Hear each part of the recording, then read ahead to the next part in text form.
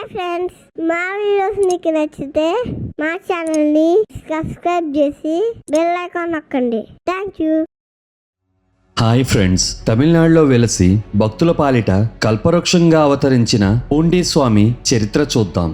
మొదటి భాగం మొదలు పెడదాం. తమిళనాడు తిరువన్మలై జిల్లా కలసపాకం అనే గ్రామంలో 1965 సంవత్సరంలో ఒకరోజు పూండి స్వామి విచ్చేశారు. స్వామి రావటానికి 6 నెలల ముందు నుండి వానలు లేక కలసపాకం పరిసర ప్రాంతాల్లో కరువు తాండవిస్తోంది. స్వామి ఊర్లో విచ్చేసిన రోజున కుండపోతగా వర్షం కురిసి చెరువులన్నీ నీళ్లతో నిండాయి.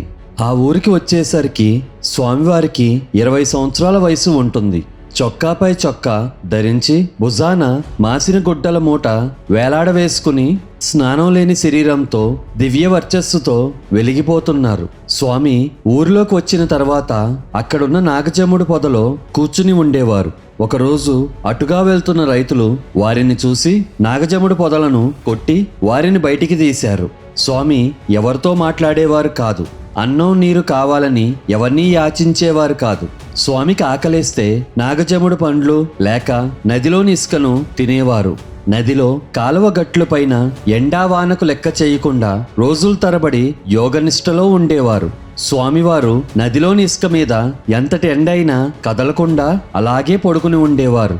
వారి శరీరం పైన చీమలు గుట్టలుగా పాకుతుండేవి. స్కూల్కి వెళ్లే పిల్లలు ఆయన ఎంత కదిలించినా కదిలేవారు కాదు. కొన్నిసార్లు చీమలు స్వామి కాలి బొటనవేలుకు కన్నం చేసి లోపలికి ప్రవేశించి మోకాల దగ్గర కన్నం చేసి బయటికి వచ్చేవి. చీమలు కాల్లోని మాంసాన్ని కొరికి తీసుకుని వెళ్తుంటే స్వామి చెలించకుండా కూర్చునేవారు. ఒకరోజు నదిలో స్వామి ధ్యానస్థులై ఉండగా వరద వచ్చి కొట్టుకుపోయారు. స్వామివారు అప్పుడప్పుడు సింహంలా గర్జించేవారు. ఆ అరుపుకు ఊరువారంతా ఉలిక్కి పడేవారు. ఒకరోజు 2 రైతులు స్వామి దగ్గరకు వచ్చి వారి కష్టాలు చెప్పుకున్నారు. స్వామి వారి కష్టాలన్నీ విని, పశువులు గడ్డి తిన్నట్లు మనుషులెందుకు మట్టి తినాలి, ఎందుకు మట్టిలోకి వెళ్ళిపోవాలి అన్నారు. ఆ మాటలు ఎవరికీ అర్థం కాలేదు.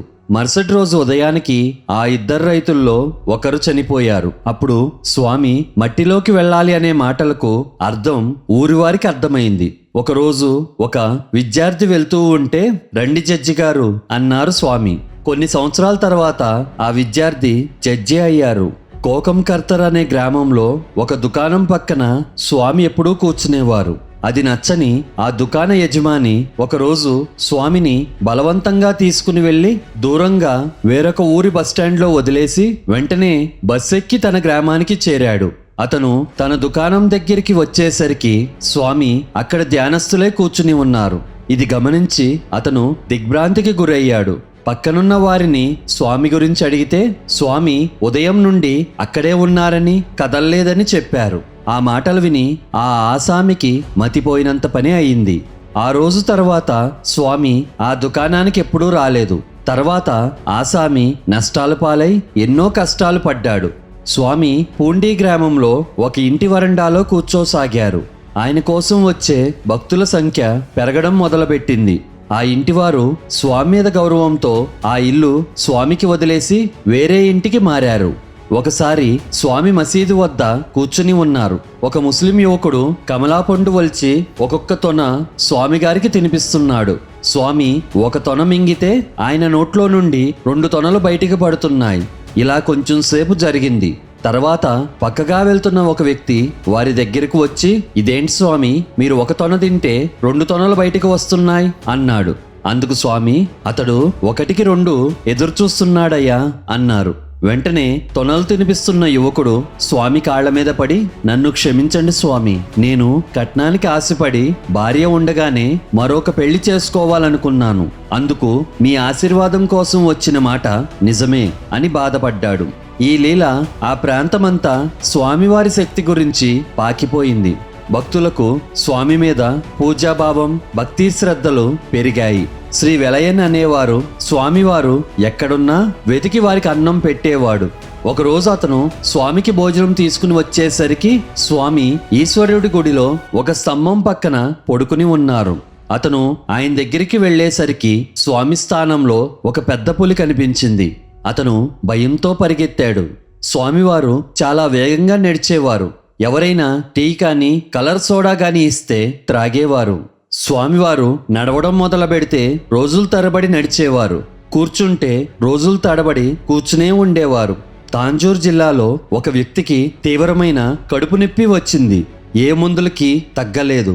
ఒక జ్యోతిష్యుడు అతని జాతకం చూసి, నీ పూర్వీకులు ఒక మందిరం సొత్తు దొంగిలించారు, దాని వలన నీకీ కడుపు నొప్పి వచ్చింది. తిరువన్మలైకి పడమటి వైపు ఉన్న చిన్న పల్లెటూరులో ఒక బ్రహ్మజ్ఞాని ఉన్నాడు. నీవు గురువారం నాడు ఆ స్వామికి గ్లాసు పాలు త్రాగిస్తే నీ జబ్బు తగ్గుతుంది అని చెప్పాడు. అతను 1 నెల పాటు గ్రామాలన్నీ తిరుగుతూ చివరికి పూండి గ్రామానికి చేరి స్వామిని దర్శించాడు. అతడు స్వామికి పాలిస్తే ఆయన స్వీకరించలేదు. పక్కనున్న సన్యాసి ఆ పాలు స్వీకరించి, స్వామి, ఆ కుర్రవాడి బాధలు నివారించండి అని కోరాడు. స్వామి ఆ కుర్రవాడితో, ఎవరో చేసిన కర్మకు ఎవరు ఎలా బాధ్యులవుతారో అర్థమైందా అని అతన్ని మరొకసారి రమ్మని చెప్పు. పాపాలను కొంచెం కొంచెంగా కడిగేయాలి. కర్మతో వచ్చింది ధర్మంతోనే పోతుంది అన్నారు. ఆ కుర్రవాడు నిత్యం స్వామివారికి మోకాళ్ల మీద నడిచి వచ్చి దర్శించేవాడు. ప్రతి గురువారం ఆవు పాలు నివేదించేవాడు. కొన్ని వారాల తర్వాత అతనికి కడుపు నొప్పి పూర్తిగా మాయమైంది. ఒకసారి గోతపు సంచుల వ్యాపారికి షుగర్ వ్యాధి వచ్చింది. ఎందరో డాక్టర్లకి చూపించినా, ఎన్ని మందులు వాడి ఎన్ని పచ్చాలు చేసినా ప్రయోజనం లేకుండా పోయింది. స్నేహితుల బలవంతం మీద అతను స్వామిని దర్శించి తన సమస్య చెప్పుకున్నాడు. స్వామి అతని వైపు తీక్షణంగా చూసి, నీకు చక్కెర జబ్బు లేదయ్యా అన్నారు. పక్కనున్న పూజారి, స్వామి అతని షుగర్ వ్యాధి పోగొట్టండి అని అర్థించాడు. అందుకు స్వామి, అయ్యా అతనికి షుగర్ వ్యాధి ఉంటే కదయ్యా పోగొట్టడానికి అన్నారు. అతను వెళ్ళి పరీక్ష చేయించుకుంటే అతనికి షుగర్ ఉండాల్సిన మోతాదు కన్నా ఇంకా తక్కువ ఉందని రిపోర్టు వచ్చింది. ఒకసారి చెన్నై నుండి మోగవాడైన 9 సంవత్సరాల కొడుకును తీసుకుని స్వామి వద్దకు దంపతులు వచ్చారు. స్వామి విభూతి పెట్టి మాట్లాడతాడు కానీ కొంచెం సమయం పడుతుంది అన్నారు. ఆ దంపతులు పూండిలోనే ఉంటూ రోజు వేడివేడి ఇడ్లీలు స్వామికి నివేదించేవారు. కొంతకాలానికి ఆ బిడ్డ ధారాళంగా మాట్లాడటం మొదలుపెట్టాడు. స్వామివారు నిద్రిస్తున్నప్పుడు భక్తులు వారి కాళ్ల వేళ్ల మధ్య కరెన్సీ నోట్లను పెట్టి వెళ్ళిపోయేవారు. వాటితో పని ఉన్నవారు, పిల్లలు ఆ డబ్బులు తీసుకుని పోతూ ఉండేవారు. స్వామి ఎవరినీ ఏమీ అనేవారు కాదు. తిరుకోయలూరు నుండి దంపతులు వచ్చి స్వామిని తమకు సంతానం ప్రసాదించమని కోరారు. స్వామి, మీరు జీవితంలో ఎన్నో చెడ్డ పనులు చేశారు, మీకు నేను సహాయం చేయలేను అని చెప్పారు. కానీ ఆ దంపతులు కన్నీటితో అర్థించేసరికి విభూతిచ్చి, బిడ్డ పుడతాడు పొండి అన్నారు. ఆ దంపతులు స్వామికి మొక్కి బిడ్డ పుడితే స్వామివారి వద్దే నామకరణం చేయిస్తామని విన్నవించుకుని వెళ్ళారు. కొంతకాలానికి వారికి స్వామి ఆశీర్వాదం వలన మగబిడ్డ కలిగాడు. కానీ ఆ బిడ్డకు 6 సంవత్సరాల వయసు వచ్చినా అతను మోగవాడిగానే ఉండిపోయాడు.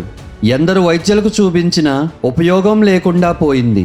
చివరికి ఆ బిడ్డను పూండి స్వామి వద్దకు తీసుకువస్తే నామకరణం ఇక్కడ చేయిస్తానని చెప్పి మరిచారు. దాని ప్రభావమే ఇది అన్నారు. వారు క్షమాపణ కోరినాక, స్వామి ఇక్కడ కొంతకాలం ఉండండి, అన్నీ సరవుతాయి అన్నారు. ఇలా వారు పూండిలో వారం ఉండేసరికి ఆ పిల్లవాడికి మాటలు వచ్చాయి.